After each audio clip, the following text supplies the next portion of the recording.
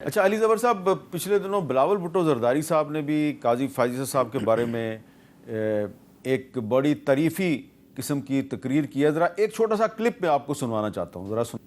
Justice فائز عیسیٰ جس نے قائد عوام شہید ذوالفقار علی بھٹو کو انصاف دیا. جسٹس فائز عیسیٰ جس نے فیض آباد دھرنا کا ایسا بہادر فیصلہ دیا جو پاکستان کی کوئی اور جج میں وہ ہمت نہیں ہے کہ وہ ایسا فیصلہ کر کے دکھائے. وہ جسٹس فائز عیسیٰ جس نے کہا کہ مشرف غدار ہے، عامر ہے، وہ کام کر کے دکھایا جو کوئی اور چیف جسٹس نہیں کر سکتا تھا.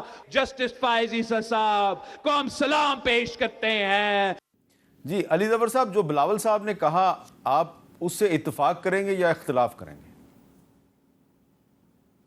دیکھیں، کیسز کا انہوں نے ذکر کیا وہ تو حقیقت ہے، لیکن میں نے جو اسیس کیا ہے قاضی فائز عیسیٰ صاحب کو وہ بالکل اس کے برعکس ہے.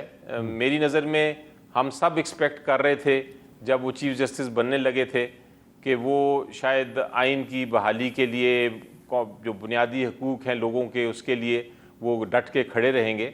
لیکن میرا خیال ہے کہ جب ان کا وہ سمبل کیس کا فیصلہ آیا اس کے بعد سے ان کی ڈاؤن فال شروع ہوئی اور ان کا نظر آ گیا کہ وہ واقعی ہی پی ٹی آئی کے خلاف ہیں. اور مجھے لگتا یہ ہے کہ شاید وہ جو ریفرنس فائل کی گئی تھی ان کے خلاف پی ٹی آئی کی جب حکومت تھی، اور پھر اس کے بعد ریفرنس کے بعد دوبارہ اس کی اپیل بھی کی تھی اور پی ٹی آئی کی حکومت میں ہم نے کنٹیسٹ کیا تھا اس کو بڑا زور و شور سے. مجھے لگتا ہے کہ وہ شاید ان کے بیک آف دا مائنڈ میں ہوگا. اور ہم نے یہ دیکھا ہے کہ جب آپ کا ایک ڈائریکٹ کانفلکٹ ہو کسی شخصیت کے ساتھ، جس طرح عمران خان صاحب کے ساتھ ان کا کانفلکٹ نظر آتا تھا، تو پھر آپ کو کیس نہیں سننا چاہیے، کوئی کیس نہیں سننا چاہیے. یہ ایک انٹلیکچوئل اوبلیگیشن ہے، ایک ذمہ داری ہے ایک جج کی کہ اگر وہ واقعی کسی کے ساتھ فریق ہے تو پھر اس کا کیس نہ سنیں. اور ان کو کئی بار درخواست دی گئی کہ آپ یہ کیسز نہ سنیں پی ٹی آئی ریلیٹڈ، لیکن انہوں نے زبردستی وہ کیسز سنے اور اس میں پھر ایسے ایسے فیصلے دیے جو میری نظر میں بدترین ہمارے فیصلے ہیں. ہمارے پوری آئینی تاریخ کے جو ہماری عدالت کے فیصلے ہیں آئین کے اوپر، ان میں سے سب سے بدترین فیصلہ یہ سمبل کیس کا فیصلہ تھا. اور اس کے اندر کسی قسم کی گنجائش نہیں تھی کہ وہ فیصلہ جس طرح انہوں نے دیا اور سمبل چھین لیا وہ دے سکیں، کیونکہ پورا آئین ہمارا کہتا ہے کہ آپ ایک پولیٹیکل پارٹی سے اس کا سمبل نہیں لے سکتے. لیکن اب بھی دیکھا آپ نے دیکھا کہ جس طرح یہ ریویو ڈسمس ہوا اس دن، میں دیکھ رہا تھا قاضی صاحب کو، ان کو کہا میں نے کہ آپ کو پتہ ہے کہ آئینی ترمیم آ گئی ہے، آپ کا یہ ریویو جو ہے یہ شاید جائے گا آئینی بینچ پہ. تو انہوں نے جواب کیا دیا؟ انہوں نے کہا کہ مجھے تو پتہ ہی نہیں کہ کوئی آئینی ترمیم آ گئی ہے. اچھا. جبکہ پوری دنیا اور پورا پاکستان جو ہے وہ دیکھتا رہا ہے کہ واقعی وہ آئینی ترمیم آ گئی ہے، اور رات کو ٹی وی پہ بھی وہ سارا چل رہا تھا. یہ ویسے بڑی اہم بات ہے کہ وہ ہمیشہ کہا کہ وہ ہمیشہ کہتے ہیں جی کہ میں پارلیمنٹ کی بالادستی پہ یقین رکھتا ہوں، لیکن ان کو ترمیم کا پتہ نہیں تھا. اچھا، لیکن رانا صاحب، جو بلاول صاحب نے 3 کیسز کا حوالہ دیا ہے، میں اس پر آپ سے بات کرنا چاہتا ہوں. فیض آباد دھرنا کیس میں قاضی فائز صاحب کے ساتھ تھے جسٹس مشیر عالم صاحب، لیکن اس کیس پہ قاضی صاحب جو ہیں وہ عمل درآمد نہیں کروا سکے، فیصلے پہ عمل درآمد نہیں ہو سکا، نہ عمران خان کے دور میں نہ آپ کے دور میں. آپ کے دور میں تو اس پر انہوں نے ایک کمیٹی بھی بنائی، لیکن وہ عمل درآمد نہیں کر سکے، اور آخر میں جنرل فیض جو ہیں وہ کسی اور کیس میں ان کا کورٹ مارشل ہو رہا ہے. مشرف کیس میں قاضی فائز عیسیٰ صاحب کے ساتھ اس بینچ میں منصور علی شاہ صاحب بھی تھے، جسٹس امین الدین صاحب بھی تھے، جسٹس عطر من اللہ صاحب بھی تھے. اور یہ دراصل جو وقار سیٹھ صاحب کا فیصلہ ہے، اس کے خلاف جو اپیل تھی یہ اس کا کیس تھا، اور کیونکہ ان کا فیملی کا بندہ ہی نہیں آیا، اس نے چیلنج نہیں کیا، تو یہ انہوں نے فیصلہ برقرار رکھا. بھٹو صاحب کا جو کیس ہے اس میں واقعی بڑی اہمیت کا حامل ہے یہ معاملہ. اس میں بھی قاضی فائز صاحب کے ساتھ سردار طارق مسعود بھی تھے، منصور علی شاہ بھی تھے، جسٹس یحییٰ افریدی بھی تھے، امین الدین صاحب بھی تھے، جمال خان مندوخیل بھی تھے، محمد علی مدر صاحب بھی تھے، سید حسن رضوی بھی، مسرت حلالی بھی تھے. لیکن اب منصور علی شاہ صاحب جو ہیں وہ مشرف کیس میں بھی ہیں، بھٹو کیس میں بھی ہیں، لیکن کریڈٹ صرف قاضی فائز صاحب کو دینا زیادتی نہیں ہے؟ نہیں، بالکل. منصور علی شاہ صاحب کا کریڈٹ جو ہے وہ کوئی بھی ان سے نہیں چھین سکتا، اور منصور علی شاہ صاحب نے بہت ان فیصلوں کے علاوہ انہوں نے اور بہت جو ہے وہ اچھے فیصلے دیے ہیں اور وہ بڑے ہی انڈیپینڈنٹ جج ہیں. یہ تو جو انہیں اس بات سے منسلک کیا گیا یا میڈیا میں یہ بات چلی، جبکہ میں سمجھتا ہوں کہ اس بات کے چلنے کے باوجود بھی جو ہے وہ بالکل نہ ان میں کوئی ایسی بات تھی. یہ تو ان کی بدقسمتی ہے نا، کیونکہ پی ٹی آئی جو ہے یہ ایک ایسی آئیڈینٹی ہے کہ ان کی حمایت جو ہے نا وہ تو، یعنی ان کی جو مخالفت ہے وہ تو ہے سو ہے، ان کی حمایت بھی جو ہے نا وہ بھی ڈیمیجنگ ہے. تو منصور علی شاہ صاحب کو ان کی حمایت لے ان کی حمایت جو ہے نا، ان کی بدقسمتی یہ ہے کہ انہوں نے یہ کہنا شروع کر دیا کہ جی بس جی بات ہو گئی ہے. تو انہوں نے ہمیں کہہ دیا ہے کہ 25 اکتوبر کے بعد میں آگے تو میں یہ کر دوں گا وہ کر دوں گا.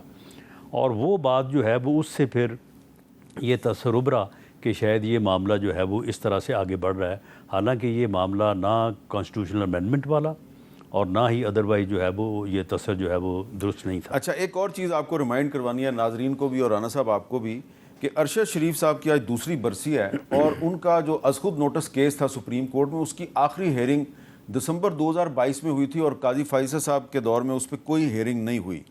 تو آپ نہیں سمجھتے کہ اگر قاضی فائزہ صاحب کب 1 یا 2 دفعہ ہیئرنگ کر لیتے اس کیس کی بھی تو بہت اچھا ہوتا؟ نہیں، لیکن اس کیس کو اگر انہوں نے سمجھ لیا ہے یا تھا تو میرا خیال ہے کہ اس کیس کے اوپر کوئی اتنی زیادہ جو ہے وہ کوئی ابہام والی بات نہیں ہے. اس میں جو ہے وہ کچھ نہیں ہو سکتا.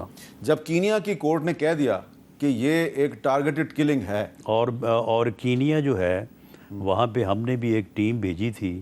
کینیا میں جو پولیس ہے وہ باقاعدہ جس طرح سے یہاں پہ اجرتی قاتل نہیں ہے کہ پیسے لے کے بندہ آپ کا پیسے دینے والے کا مخالف مار دیتے ہیں، وہاں پہ پولیس باقاعدہ یہ کام کرتی ہے اور اس کے شواہد وہاں پہ موجود ہیں. پھر یہ پیسے تو یہاں سے دیے نا معاملہ یہ ہے کہ جن کے پاس وہ ٹھہرے ہوئے تھے، جو ایک بھائی جو ہے وہ ان کی گاڑی میں تھا، اس ٹارگٹ کلنگ میں جو پولیس سے کروائی گئی ان میں وہ لوگ شامل ہیں. ٹھیک ہے.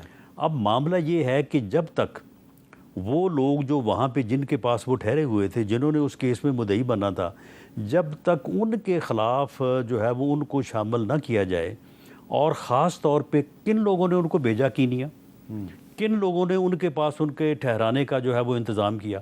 اب ان کے متعلق تو ان کی فیملی بھی جو ہے وہ ذکر ہی نہیں کرتی، بلکہ ان کا نام نہیں لینے دیتے. وہ اس وقت ہم نے کوشش کی کہ اس معاملے کو جو ہے وہ اس سائڈ پہ جو ہے وہ انویسٹیگیٹ کیا جائے، لیکن ان کی فیملی نے اس بات کے اوپر جو ہے وہ مخالفت کی. انہوں نے کہا جی نہیں یہ غلط ہے، آپ اس طرف جو ہے وہ نہ جائیں. جس بندے نے یا جن لوگوں نے انہیں کینیا بھیجنے، وہاں پہ ٹھہرانے کا اہتمام کیا، وہ بندے ذمہ دار ہیں اس کے قتل کے.